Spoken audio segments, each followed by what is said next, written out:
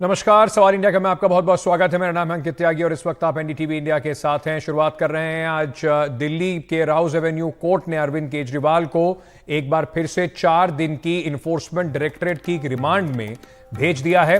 7 दिन की remand ED ने मांगी थी, 4 दिन की रिमांड मिली है। अब अप्रैल 1 11:30 बजे अरविंद केजरीवाल को कोर्ट में दोबारा पेश किया जाएगा। कोर्ट में अपने दलीलें रखते हुए इन्फोर्समेंट डायरेक्टरेट ने कहा कि अभी निकाले गए डिजिटल डेटा की जांच उन्हें करनी है। उसके बाद अरविंद केजरीवाल ने आज खुद अपनी जिरह की। उन्होंने करीब 5 से 6 मिनट तक कोर्ट में बातचीत की। उन्होंने कहा कि मुझे गिरफ्तार किया है, ना मेरे ऊपर कोई मुकदमा चला, ना आरोप बताए। सी अरविंद का बयान है कि सिसोदिया की मौजूदगी में कुछ दस्तावेज दिया गया है। मेरे घर पर एमएलए और बहुत से लोग आते जाते रहते हैं। क्या सिर्फ सी अरविंद का बयान मुझको गिरफ्तार करने के लिए काफी है? कोर्ट ने पूछा कि यह सब आप लिखित में क्यों नहीं दे रहे? अरविंद केजरीवाल ने कहा कि मैं कोर्ट में बोलना चाहता हूं। ईडी के फिर रिमांड मांगने पर अरविंद केजरीवाल ने कहा कि इन्फोर्समेंट डायरेक्टरेट जितने दिन चाहे मुझे रिमांड पर रखे। अगर 100 करोड़ का घोटाला है तो घोटाले का पैसा कहां गया? दरअसल घोटाला तो इन्फोर्समेंट डायरेक्टरेट की जांच के बाद ही शुरू हुआ है। ईडी के वकीलों ने अरविंद केजरीवाल के आरोपों पर आपत्ति जताते हुए कहा कि केजरीवाल जांच एजेंसियों पर आरोप लगा रहे हैं। एएसजी राजू ने कहा कि जिन लोगों के बाद में उनका नाम आया है, उन्होंने ऐसा करने के कारणों का खुलासा किया है। ये कागजों में है। ये सभी दलीलें दिल्ली हाईकोर्ट में रखी गई हैं। ईडी के वकील ने यह भी कहा कि आम आदमी पार्टी ने घूस लिया है और इसका इस्तेमाल गोवा के चुनाव में किया है। हमारे पास इस बात के दस्तावेज मौजूद हैं कि हवाला रूट के जरिए इस पैसे का इस्तेमाल गोवा के चुनाव में किया गया। सीएम सर, एलजी सेइंग कि सरकार जो है वो जेल से नहीं चलेगी। What would you like to say on this? LG कह रहे सरकार जेल से नहीं चलेगी। ये पॉलिटिकल षड्यंत्र है, जनता इसका जवाब देगी। मेरे सहयोगी शुभांग इस वक्त हमारे साथ जुड़ रहे हैं इस खबर पर। शुभांग, सबसे पहले कोर्ट ने अब 4 दिन की कस्टडी है बढ़ा दी है। ईडी ने क्या क्या कहा कि उनको क्यों कस्टडी की आवश्यकता है? अब आगे 4 दिनों में अरविंद केजरीवाल के साथ क्या किया जाएगा?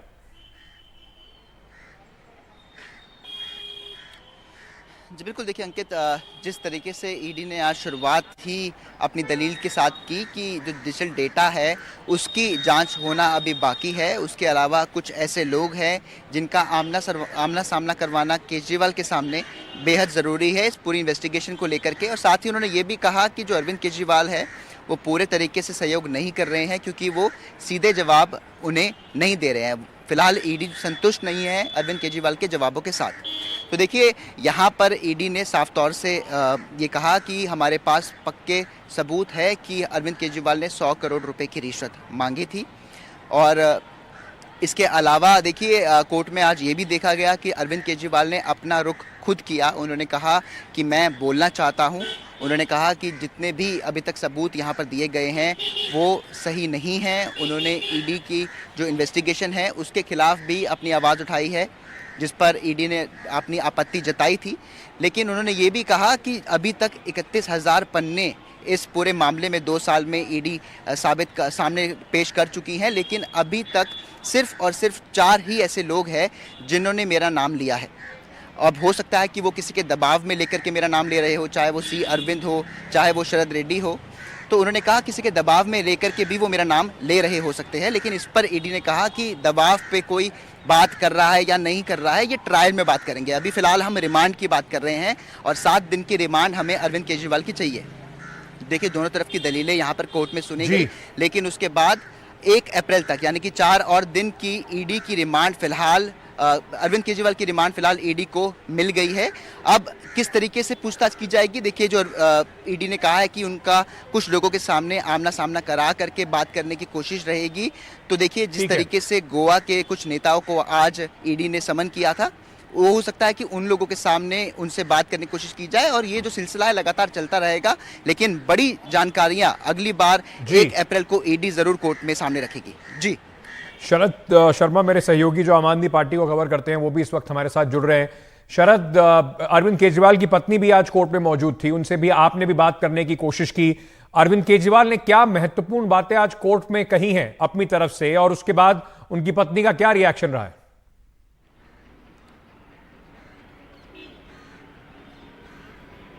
अंकित, मुख्य रूप से आज अरविंद केजरीवाल का जो बयान हुआ है वही आज की सबसे बड़ी बात है, क्योंकि इसके इर्द गिर्द बहुत ज़्यादा कुछ बताने के लिए आज है नहीं। अरविंद केजरीवाल ने लगभग 10 मिनट अपनी बात रखी है और उसमें उन्होंने कहा है कि मेरे खिलाफ कहीं कोई दोष साबित नहीं हुआ, कोई मेरे खिलाफ केस नहीं चल रहा था। 4 लोगों ने मेरा नाम लिया है। एक हैं सी अरविंद, जो कि मनीष सिसोदिया के सेक्रेटरी हुआ करते थे।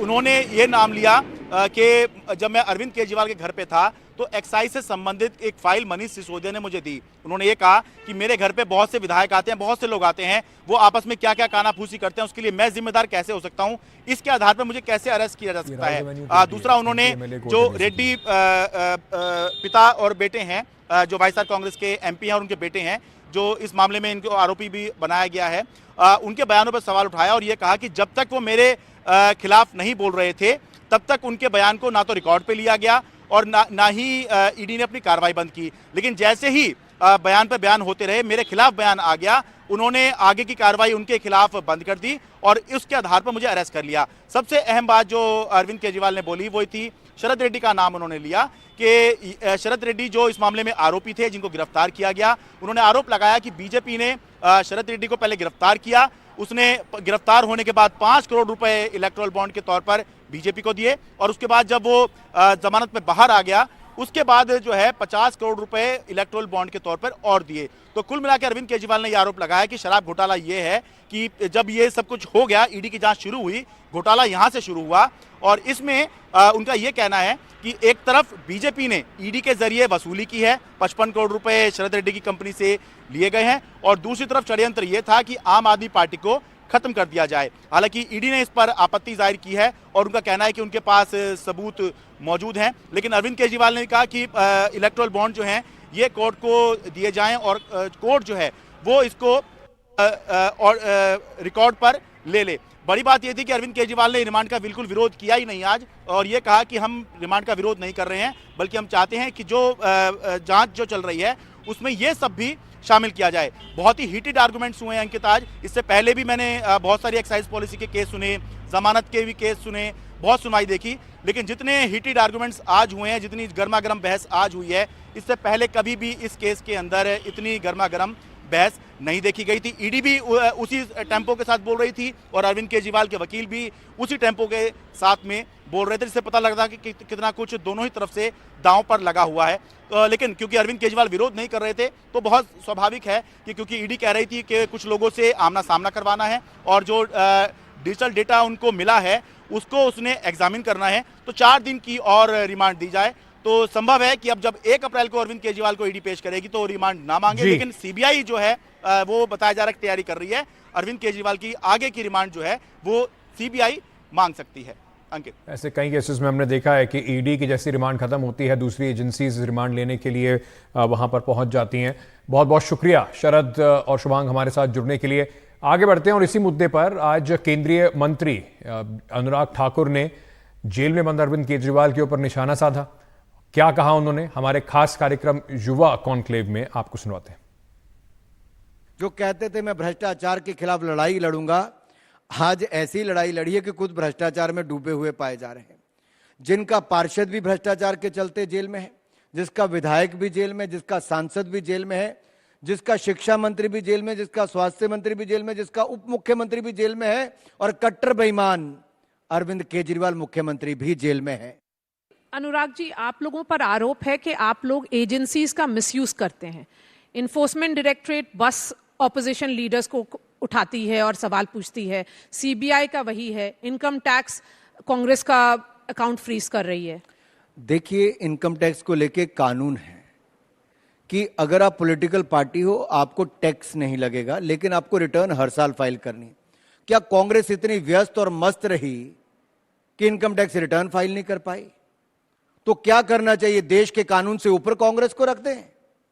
क्या कांग्रेस पे कानून लागू नहीं होता है? और दूसरी ओर जो व्यक्ति कहता था मैं भ्रष्टाचार के खिलाफ आंदोलन लड़ूंगा, जब उसकी पार्टी भ्रष्टाचार करती है, पंजाब का उनका स्वास्थ्य मंत्री इस्तीफा देता है भ्रष्टाचार के चलते, 2 महीनों के सरकार के बनते उनको इस्तीफा देना पड़ा भ्रष्टाचार के चलते। उनका दिल्ली का मंत्री 1.5 साल से जेल में है, लेकिन अरविंद केजरीवाल उनको ईमानदारी का सर्टिफिकेट देते हैं। तो कानून की माने कि अरविंद केजरीवाल की माने?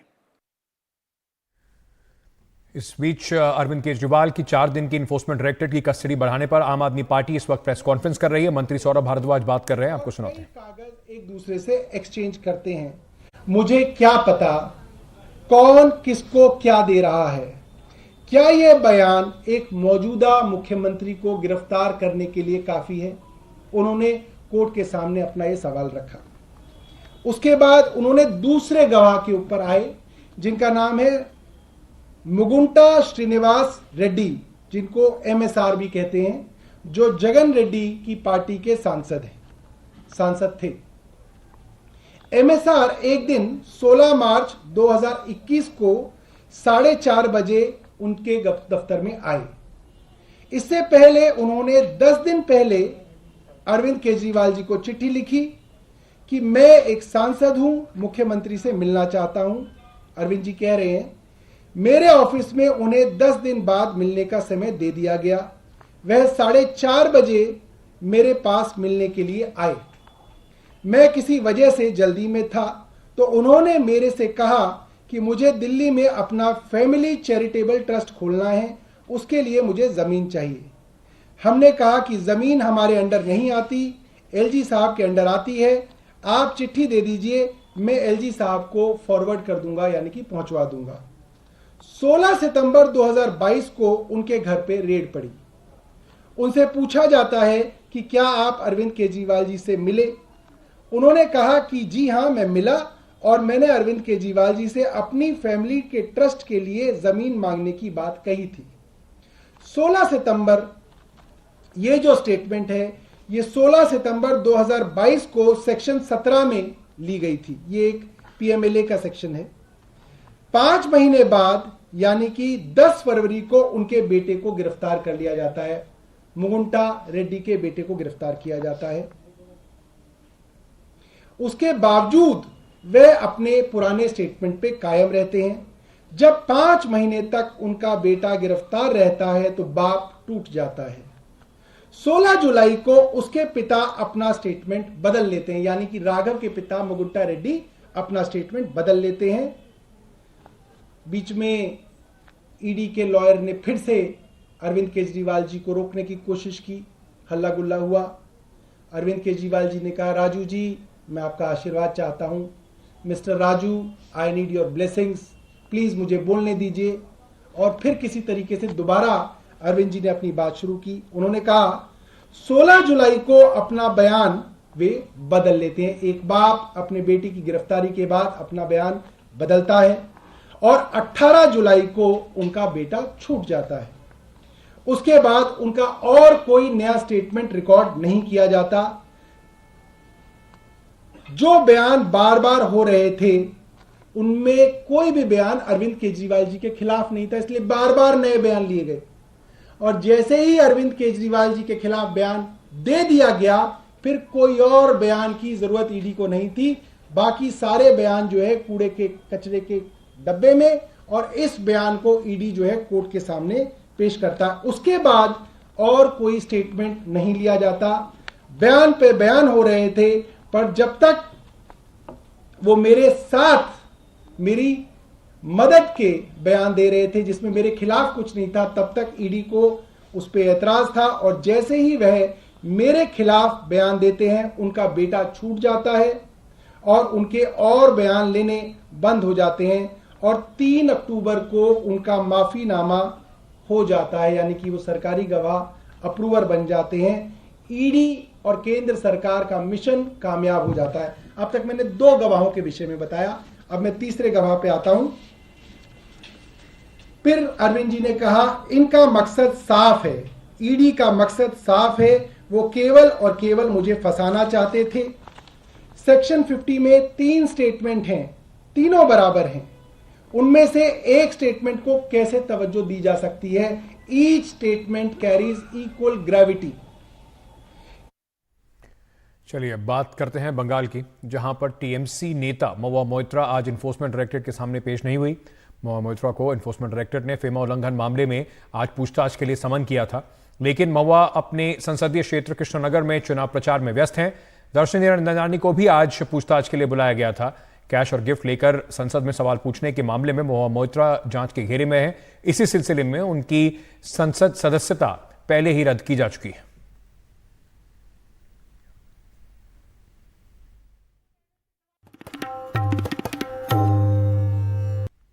चलिए अब महाराष्ट्र की बात करते हैं, जहां पर महायुति जो एनडीए है वो आज अपने सीट बंटवारे की घोषणा कर सकता है।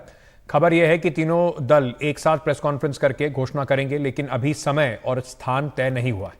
इस बीच एनसीपी अजीत पवार अपने उम्मीदवारों की घोषणा कर सकती है, जिसमें सबसे अहम नासिक सीट के ऐलान की उम्मीद है। नासिक में फिलहाल एकनाथ शिंदे गुट के सांसद हैं, लेकिन खबर यही आ रही है कि अजीत पवार वहां से छगन भुजबल को उम्मीदवार बना सकते हैं। ये भी खबर आ रही है कि एनडीए गठबंधन में रत्नागिरी सिंधुदुर्ग सीट बीजेपी को मिल सकती है।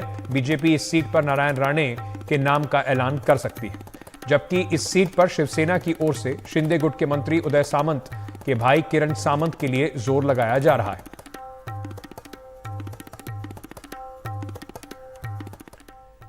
वहीं पीलीभीत के लोगों के नाम सांसद वरुण गांधी की चिट्ठी आज लिखी गई। उन्होंने उसमें अनगिनत यादों ने उन्हें भावुक कर दिया, ऐसा उन्होंने लिखा है। खुद को सौभाग्यशाली बताते हुए उन्होंने कहा कि पीलीभीत की जनता की सेवा करने का मौका मिला। पीलीभीत से मेरा रिश्ता अंतिम सांस तक खत्म नहीं होगा। सांसद नहीं तो बेटे के तौर पर आजीवन सेवा के लिए प्रतिबद्ध हूं। आपको बता दें कि बीजेपी ने वरुण गांधी को पीलीभीत से टिकट नहीं दिया है और वहां पर जो अंतिम डेट थी ये चुनाव की नॉमिनेशन भरने की, उसमें वरुण गांधी ने इंडिपेंडेंट या किसी पार्टी के समर्थन से भी अपना नॉमिनेशन फाइल नहीं किया है। तो अब ये माना जा रहा है कि वरुण गांधी इस बार चुनाव क्षेत्र में नहीं होंगे।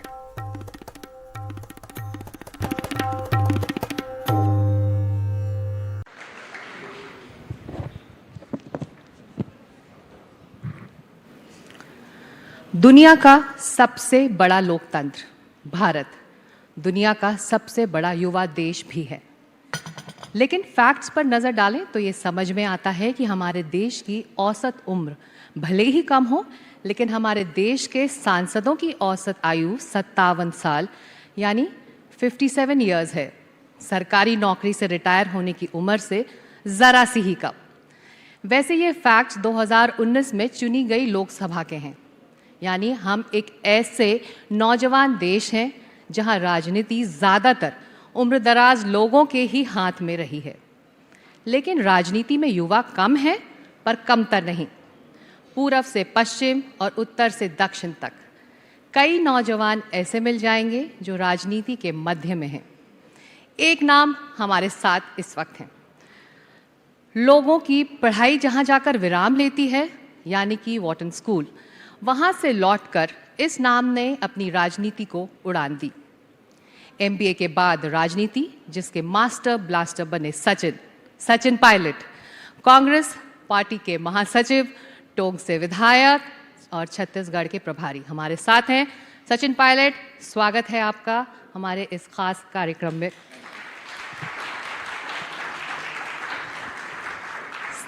तो सचिन, मैं शुरुआत करूंगी आपकी ही कही गई कुछ लाइन से। एक शेर है जो आपने कुछ वक्त पहले किसी से कहा था, वो उसको मैं रिपीट करूंगी। उन्हें गुमान है कि मेरी उड़ान कुछ कम है, उन्हें गुमान है कि मेरी उड़ान कुछ कम है, मुझे यकीन है कि आसमान कुछ कम है।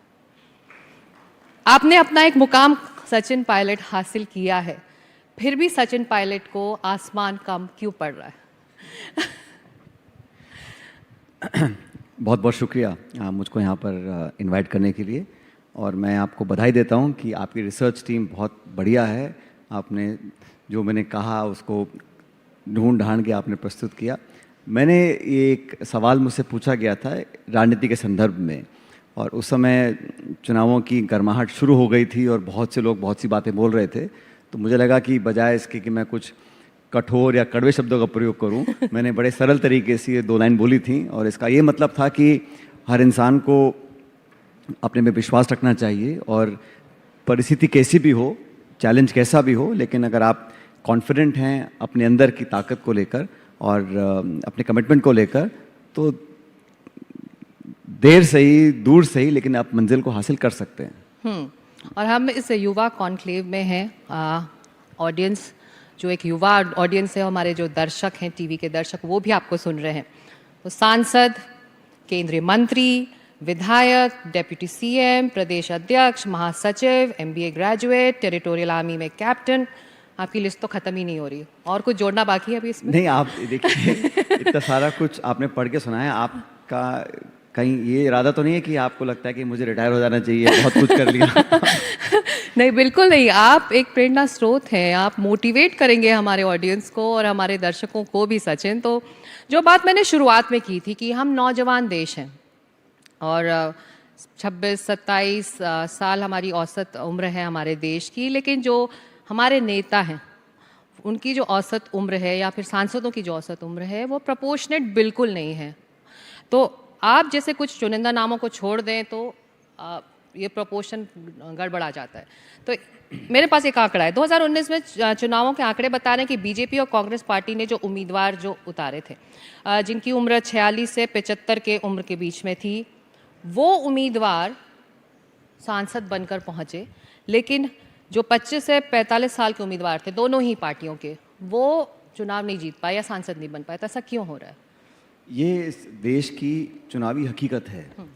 और आप बिल्कुल सही कह रहे हैं कि जब चुनावी रण में उतरना होता है तो हर पॉलिटिकल पार्टी ये देखती है कि कौन सा व्यक्ति चुनाव जीत सकता है। और कोई दल या कोई नेता कितना भी चाहे कि मैं अच्छे, शिक्षित, नौजवान, समझदार, कर्मठ, ईमानदार लोगों को उतारूं, लेकिन क्या हम लोग मतलब हम मतदाता, क्या हम उन उम्मीदवारों के साथ न्याय करते हैं? क्योंकि जो आंकड़ा आप बता रहे हैं कि कम उम्र के लोग कम जीतते हैं और जो जिनकी उम्र ज़्यादा होती है वो ज़्यादा जीतते हैं। तो राजनीतिक दल वही करेंगे जो जनता का आदेश होगा।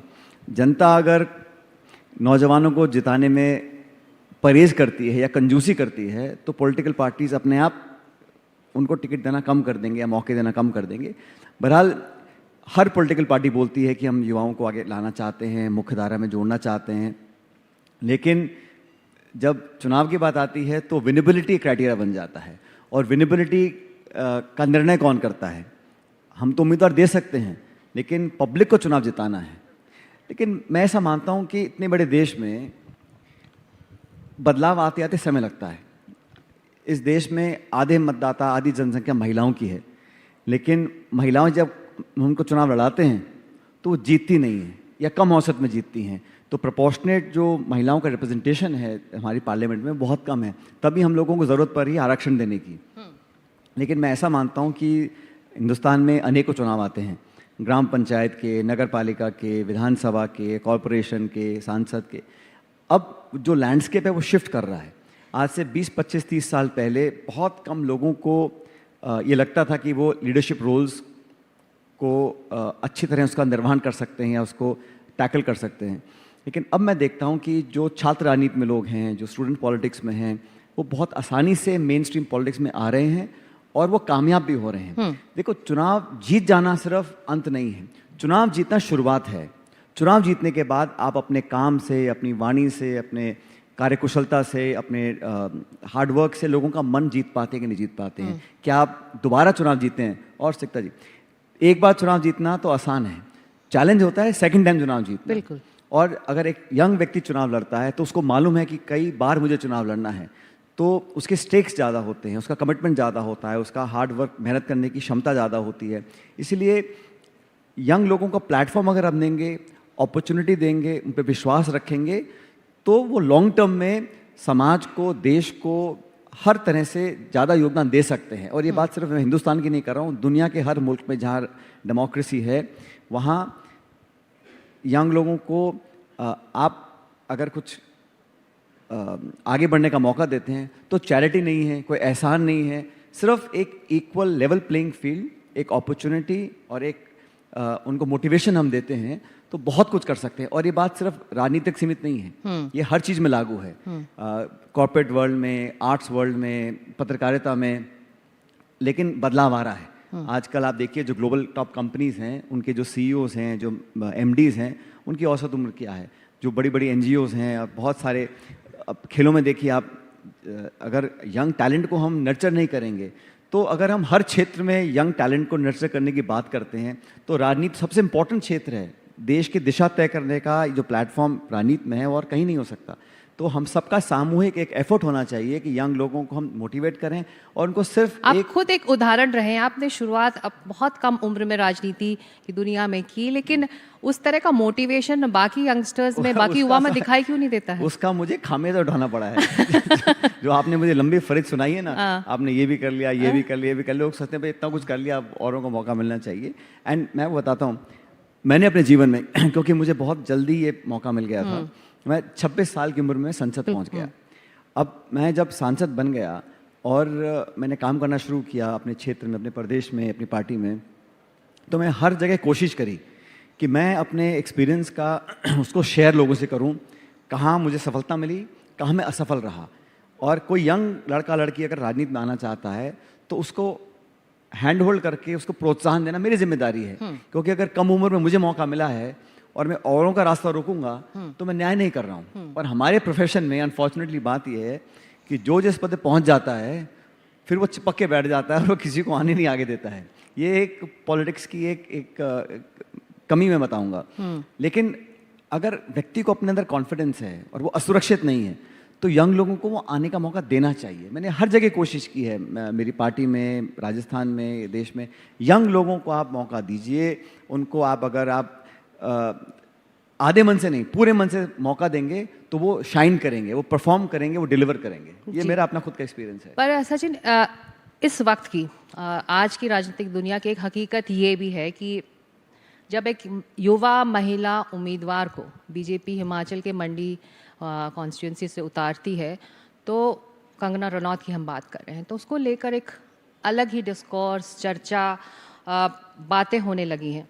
जाहिर तौर पर अगर इस तरह की बातें होंगी तो कैसे युवा जुड़ेंगे, क्योंकि उनको हकीकत समझ में आएगी राजनीति के स्तर की। और ये आपकी पार्टी की तरफ से ही, आपकी पार्टी के प्रवक्ता की तरफ से ही सामने आया ये स्पष्ट करना चाहता हूँ कि राजनीति में किसी के प्रति, किसी भी व्यक्ति, नेता, दल को अशोभनीय टिप्पणी नहीं करनी चाहिए, चाहे वो किसी भी दल का व्यक्ति हो। लेकिन जहाँ तक आप जिस वाक्य की बात कर रही हैं उसका स्पष्टीकरण हमारी पार्टी ने दिया है। कैसे वो आया, कैसे वो कंट्रोवर्सी बन गई, उसका पूरा सफाई उसकी हम प्रवक्ता दे चुके हैं।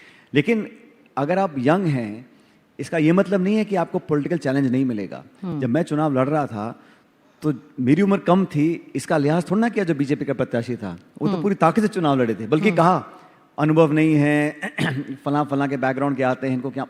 तो राजनीति में अटैक भी पूरा होता है। जैसे आप क्रिकेट खेलते हैं, आप बैटिंग करने पहुंच गए, ओपनिंग बैट्समैन हैं, आपकी उम्र 18 साल की है, तो यहाँ जो फास्ट बॉलर आ रहा है वो थोड़ा आपको लूज बॉल डालेगा क्योंकि आपकी उम्र कम है।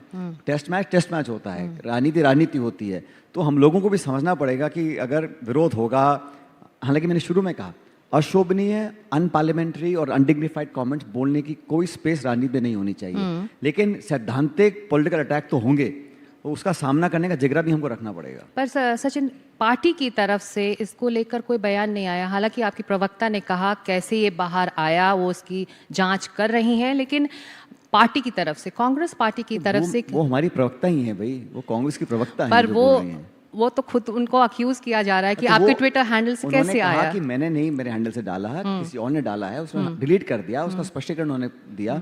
और मैं कहना चाहता हूँ कि जब इलेक्शन है इस देश में, इतना बड़ा हमारा हिंदुस्तान का राज्य है और ये लोकतंत्र का पर्व होता है आम चुनाव, इतने बड़े इलेक्शन में जब देश की तकदीर हमको तय करनी है तो हम लोगों को मुद्दे भी चुनने चाहिए।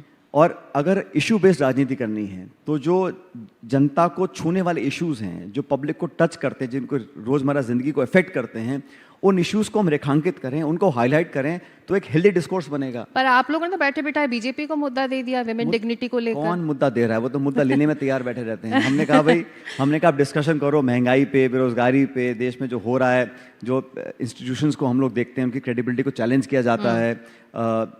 देश में बहुत सारे 10 साल में जो लगातार सरकार का जो रिपोर्ट कार्ड है उस पर चर्चा करनी चाहिए, परफॉर्मेंस पे चर्चा करनी चाहिए, 2 करोड़ रोजगार मिले कि नहीं मिले इस पर चर्चा करनी चाहिए, काला धन वापस आया कि नहीं इस पर चर्चा होनी चाहिए, गैस का सिलेंडर चुनाव से पहले कम क्यों किया, 1200 का बिक रहा था। ये इश्यूज हैं जो आम आदमी के इश्यूज हैं। रोजगार की बात, आज शिक्षित बेरोजगारों की जो संख्या है वो रिकॉर्ड लेवल्स पर है। सिंस इंडिपेंडेंस इतनी अनएम्प्लॉयमेंट देश में कभी नहीं रही। और कहा गया था कि हम फार्मर्स की इनकम दुगनी कर देंगे। ये तो है मतलब पब्लिक को छूने वाले इश्यूज। और अगर ऑपोजिशन का काम क्रिटिसाइज करना नहीं है, ऑपोजिशन का काम सवाल पूछना नहीं है, ट्रांसपेरेंसी की डिमांड करना नहीं है, तो फिर विपक्ष का काम ही क्या है फिर? और राजनीति में, डेमोक्रेसी में जितनी बड़ी जिम्मेदारी सरकार की है उतनी विपक्ष की भी होती है। लेकिन विपक्ष को आप काम ना करने दें, उनके खाते सीज कर दें, उन पर सारी एजेंसीज का पूरा आक्रमण हो, एक लेवल प्लेइंग फील्ड आप होने ना दें, इंस्टीट्यूशंस को आप अंडरमाइन करेंगे, तो ये एक हेल्दी साइन नहीं है हमारी डेमोक्रेसी के लिए। इसको भी जनता को समझना पड़ेगा। लेकिन आप समझ कर भी मेरे सवाल का सीधा जवाब दे नहीं रहे सचिन। लेकिन आपका व्यक्तित्व का जो पर्सनालिटी की एक फॉर्म, आप बताइए ना क्या जवाब देता हूँ। मैं कही हूँ पार्टी की तरफ से एक तरह का बयान आना चाहिए था कि महिलाओं की डिग्निटी के लिए वो कितनी संजीदा है। और इस किसी के खिलाफ किसी ने कोई नेगेटिव मंशा के साथ काम नहीं किया। अगर किसी का कोई सोशल मीडिया पे किसी ने पोस्ट डाल दिया, उसको उन्होंने हटाया है और बोला कि हमने नहीं डाला है, फिर भी एक कंट्रोवर्सी बनाने की कोशिश की जा रही है। मैं तो खुद कह रहा हूं, सिर्फ एक वाक्य, किसी के प्रति भी, किसी दल को, किसी नेता को, किसी भी व्यक्ति को अधिकार नहीं है कि आप किसी के खिलाफ एक नेगेटिव, नकारात्मक या इस प्रकार की बातें कहें या मीडिया में यूज करें। चलिए आगे बढ़ते हैं। आपके व्यक्तित्व, आपकी पर्सनालिटी का एक फॉर्मूला है जिसका जिक्र आपने भी किया था, आपके मुंह से सुना मैंने कि आपके मुंह में शक्कर होता है और सर पर बर्फ। तो अगर ये फॉर्मूला आप अपने पार्टी के नेताओं को, प्रवक्ताओं को समझा दें तो कांग्रेस पार्टी की मुश्किलें बहुत कम हो जाएंगी ना? गलत कहा भाई, पॉलिटिक्स में इतना कभी आपको लोग इंस्टिगेट करते हैं, कभी कभी अपने लोग बहुत चढ़ा देते हैं और सब तरह की बातें आपको सुननी पड़ती हैं, झेलनी पड़ती हैं, काम करना पड़ता है। तो मैंने जो कहा गलत नहीं कहा कि भाई राजनीति में बड़ा कूल आदमी को रह के काम करना चाहिए। तो सर पे बर्फ और मुंह में शक्कर, मतलब अच्छी तो बात तो आप अपने प्रवक्ताओं को भी समझाइए ना सचिन, ताकि इस तरह की मुश्किलें गुस्से में कुछ मुंह से निकल जाए फिर पार्टी मुश्किल में आती है। प्रवक्ता का काम क्या है? अगर हम विपक्ष में हैं और हमें लगता है कि कुछ अहित हो रहा है, कुछ गलत काम हो रहा है, तो उसको हम डिफेंड नहीं करेंगे, उसको हम अगर पब्लिक डोमेन में लेकर नहीं आएंगे तो वो भी गलत है। लेकिन हाँ, भाषा विनम्र होनी चाहिए, अशोभनीय नहीं होनी चाहिए, और आक्रमण भी अगर हम किसी पे करते हैं तो पॉलिटिकल होना चाहिए, सैद्धांतिक होना चाहिए, इशू बेस्ड होना चाहिए। It should not be personal, and I have always advocated one must not try and do character assassination of anybody, because ये एक अच्छा उदाहरण पब्लिक में नहीं जाता अगर हम किसी को व्यक्तिगत टारगेट करते हैं, पर्सनल बात बोलते हैं। हमें politics always should remain issue based. तो पॉलिटिकल पंडित्स जो है वो ये कह रहे हैं कि कांग्रेस पार्टी को उन नामों को मैदान में उतारना चाहिए जो एक तरह से एक पॉलिटिकल नैरेटिव को बदलें जो इस वक्त यहाँ चल रही है, जिनमें आपका भी नाम है कि आपको भी मैदान में उतरना चाहिए। क्यों नहीं उतर रहे मैदान में? कि या फिर आगे ये नाम आ सकता है? आपको मालूम है चुनावी मैदान में हम सचिन पायलट को इस बार क्यों नहीं देख रहे हैं लोकसभा चुनाव में? मैदान में बैटिंग कर जिस तरह मैं बनाता हूँ मेरी पार्टी के लिए, शायद और भी लोग नहीं बना पाते होंगे, लेकिन मैदान में उतरकर किस व्यक्ति को क्या जिम्मेदारी निभानी है। आज मुझे जिम्मेदारी दी है एक महासचिव के रूप में एक स्टेट को संभालने की, छत्तीसगढ़ को, और किसको चुनाव लड़ना है, किसको स्ट्रैटेजी बनानी है, किसको कैंपेन करना है, किसको संगठन में काम करना है, किसको सरकार में काम करना है, इसका अलग अलग समय पर निर्णय होता है। 2004 में मैं संसद में था, फिर मैं विधानसभा में था, फिर मैं उससे पहले केंद्र मंत्री रहा, फिर मैं प्रदेश का अध्यक्ष रहा। हम लोगों ने विधानसभा चुनाव लड़े, मैंने 4-5 चुनाव लड़ चुका हूँ। आज मुझे जिम्मेदारी दी है उसको मैं निर्वहन उसका कर रहा हूँ। और जिन जिन लोगों को पार्टी ने चुनाव में उतारा है, बहुत सोच समझ के जिताऊ उम्मीदवारों को उतारा है। और ऐसा नहीं है कि जो चुनाव नहीं लड़ रहे हैं फॉर एग्जाम्पल, वो उनकी जिम्मेदारी तय नहीं है, उनको डिलीवर करना पड़ेगा। जिस राज्य से मैं आता हूँ, जिस राज्य का मैं प्रभारी हूँ, वहाँ के परफॉर्मेंस की जिम्मेदारी किसके ऊपर है? हमारे ऊपर तो है। और ये लोगों को बहुत बड़ी गलतफहमी हो जाती है जब भाषण सुनते हैं कि हम 300 पार, 400 पार, 500 पार, 600 पार। अगर सारा पार हो ही गया तो चुनाव ही क्यों करा रहे हो फिर? आप उतरते तो और ज्यादा चैलेंज होता ना, तो राजस्थान में कम से कम। हम तो चुनाव लड़ेंगे भी और जीतेंगे भी, लेकिन जनता को पता होना चाहिए कि आज की जो राजनीति हो रही है उसमें कहीं ना कहीं घमंड और अहंकार की महक आ रही है। उसमें वो विनम्रता खत्म हो गई और 10 साल से वो भाषण और विज्ञापन और अखबार और व्हाट्सएप और टीवी और होर्डिंग और वो लगातार जो हो रहा है और धरातल पे जो हो रहा है वो अलग है। आज जो खाई बन गई है अमीर और गरीब की, गांव और शहर की, वो लगातार बढ़ती चली जा रही है। और जो आर्थिक नीतियां हैं उसके लिए वो सोली रिस्पॉन्सिबल हैं, क्योंकि आज जो हो रहा है वो मैं नहीं समझता हूँ कि अधिकांश लोग उससे संतुष्ट होंगे। जी, यहाँ पर बैठी ऑडियंस जो हमारी यंग ऑडियंस है वो तमाम सवालों के साथ तैयार है। जब तक माइक पहुँचता है, एक छोटा सा सवाल, अमेठी रायबरेली के उम्मीदवारों को लेकर इतना सस्पेंस क्यों है? पर्दा कब उठने वाला है? राहुल गांधी, प्रियंका गांधी वहाँ दिखाई देने वाले हैं? राहुल गांधी जी को पार्टी ने उम्मीदवार बनाए हैं दोबारा वायनाड से, जहाँ से वो सांसद हैं, और बाकी जो शेष सीटें हैं, चाहे वो यूपी की हैं, चाहे वो बाकी राज्यों की हैं, उसकी जैसे चरण में चुनाव हो रहे हैं वैसे वैसे उसकी घोषणाएं कर रहे हैं। तो आप निश्चिंत रहिए। और एक बात बताना चाहता हूँ आपको, जो एनडीए था वाजपेयी जी के ज़माने का, वो एनडीए तो ध्वस्त हो चुका था। जब इंडिया अलायंस बना, और इंडिया अलायंस के जो पॉलिटिकल पार्टीज़ के जो वोट शेयर हैं, अगर आप उसको जोड़ लेंगे तो 2019 में 65% जो वोट पड़ा था वो India alliance parties, political parties को पड़ा था। मतलब जो 100 लोग वोट डालने गए, सिर्फ 35 लोगों ने भाजपा को समर्थन किया, 65 लोगों ने उनका विरोध किया। तो जब इंडिया अलायंस बन गया तब बीजेपी ने कहा कि अब कैसे कैसे दोबारा एनडीए को जिंदा करते हैं। तो फिर तोड़ फोड़, लोगों को लेना, कांग्रेस को, लोगों को अपने पास लाना। अगर इतना कॉन्फिडेंट बीजेपी है जितना आप सब लोग आप कहती हैं, तो फिर विपक्ष के लोगों को लेने की जरूरत ही क्या है? तो इसलिए ये बड़ा रोचक चुनाव होने वाला है। और जैसे 2004 में चुनाव हुआ था, जब सोचते थे कि वाजपेयी जी इंडिया शाइनिंग का नारा चलेगा और दोबारा सरकार बनेगी, ठीक उल्टा हुआ था। 24 में वही होगा जो 2004 में हुआ था, और इंडिया अलायंस की जो पार्टनरशिप है वो कामयाब होगी। तो अमेठी रायबरेली में इस वक्त होमवर्क हो रहा है विनेबिलिटी को लेकर? अरे भाई, वो हमेशा कांग्रेस की ट्रेडिशनल सीट्स नहीं है। हम लोग इस बार लास्ट टाइम नहीं जीते, उससे पहले जीतते आए, सन 52 से जीत रहे हैं चुनाव, फिर जीतेंगे चुनाव। तभी सस्पेंस है अभी इस